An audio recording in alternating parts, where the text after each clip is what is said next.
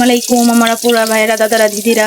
আজকে আমি ইলিশ মাছের লেঞ্জা দিয়া একটা স্বাদের ভর্তা বানালাম। তার জন্য কড়াইয়ে তেল দিয়ে দিচ্ছি। তেলটাও আমার গরম হয়ে গেছে। এখন লেঞ্জাগুলা ছেড়ে দিন, লেঞ্জাগুলা ছেড়ে দিন, লেঞ্জাগুলা উল্টে দিন।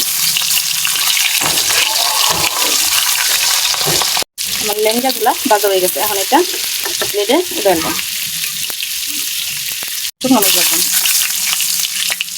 শুকনো মরিচগুলাও আমার ভাজা হয়ে গেছে। এখন এটা উঠে আনবেন। এটার মধ্যে একটা আস্ত কাঁচামরিচ, মরিচগুলাও আমার ভাজা হয়ে গেছে। এটা আমি উঠে আনলাম।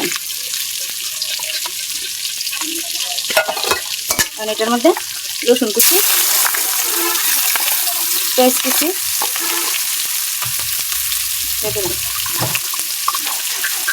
একটা আদা কুচি দিয়ে দিতেছি।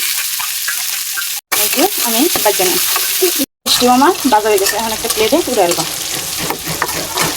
ইলিশ মাছের কাঁটাগুলা আমি ভালোভাবে বাচ্চা নিলাম, যাতে কাঁটাগুলা একটা কাঁটাও যাতে না থাকে। লেঞ্জার মধ্যে অনেক কাঁটা থাকে, তার জন্য কাঁটাগুলা ভালোভাবে বাছলাম। এখন আমি শুকনো মরিচগুলা কেসলাই নিই। কাঁচা মরিচগুলোও এটার সাথে শুকনো মরিচের সাথে কেসলাই লবণ আমি আগেই দিয়েছিলাম, বলতে মনে নয়। এই কেসলানি শেষ। এখন পেস্টগুলা সাথে কেসলাই দিলাম। ধনিয়া পাতা নাই আমার কাছে। ধনিয়া পাতা থাকলে ধনিয়া পাতা দিলে আরও মজা লাগবে। অল্প একটু সরষের তেল দিয়ে দিলাম, অল্প দিলাম।